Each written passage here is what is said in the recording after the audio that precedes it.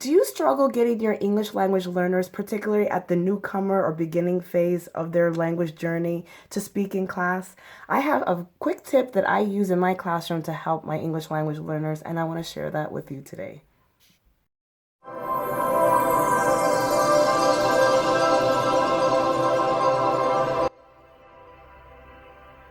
Before I get into this week's video, I want to make sure that you know that I post a video every single week on tips and strategies and resources to help you with your English language learners in your classroom so that they're more successful and to make you feel more comfortable in your ability to be able to meet their needs. If you hit that notification bell, you will be notified every week when I post a new video. So today's strategy that I want to share with you that will get your English language learner speaking, and I promise you it will even get your newcomer speaking. Even if I have a student who's only been here for less than a year and he was already doing this activity, which was so exciting. But what it is the use of structured sentence frames with inside-outside circles. If you're not familiar with sentence frames, I will link up above a video that I did probably about a year ago on sentence frames, particularly for writing. But once you watch it, you can actually see how this could be definitely used in a classroom setting where a student needs to speak. And inside-outside circle is a strategy that you may have already used and not realize that that's what it's called. And there's so many different configurations of having students, pairing them up and having them talk, but I'm just going to choose that for today because it's something I've used and it's been really successful. And what it is that an inside-outside circle is exactly what it sounds like. You have students who are inside of a circle and then another group of students who are outside of that circle. One of my classes, there are 18 students. So what I did is I broke them in half and I had 9 students on the outside, 9 students in. And each student was looking at another student. The outside circle was looking in, the inside circle was looking out. So I will briefly show you a picture of what this would look like. So now that you have an idea of what that would look like, what happens is person A on the outside of the circle will say something, ask a question, person B will then respond, and so forth. I make it really, really clear that outside is A, inside is B. So I'll say, okay, if you are person A, raise your hand. If you're person B, raise your hand. That way they really know what their role is, and when I give them a specific instruction, they know who they are and what their role is. Once that's established, what you do is you can have the inside circle move to the right or to the left. It is up to you and how you prefer that. And that way they're looking face to face to a new partner. And you can actually have the outside circle move. It's up to you. Or you can have both move. But it's something that I would make sure that you get them familiarized with moving and just getting that flow before you actually get into the lesson so that it moves smoothly.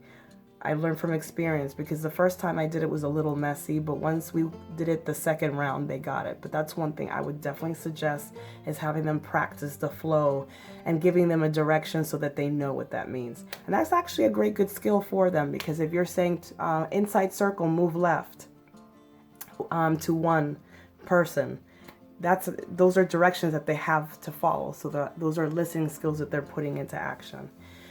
So how does sentence frames work with this type of activity?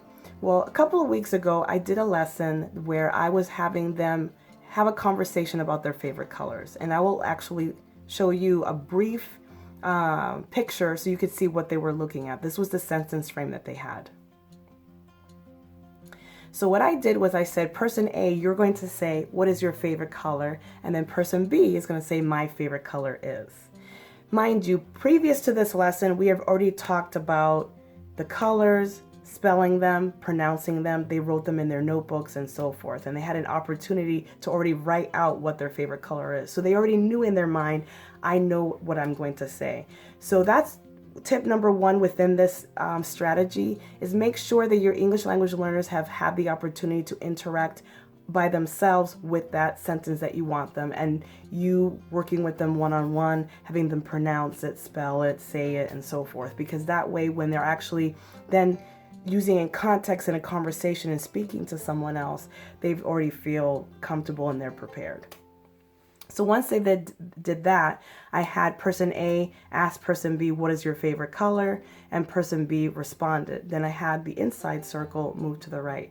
Here's a little clip of what that looked like in the actual context of my students. And look at their faces. They were so excited.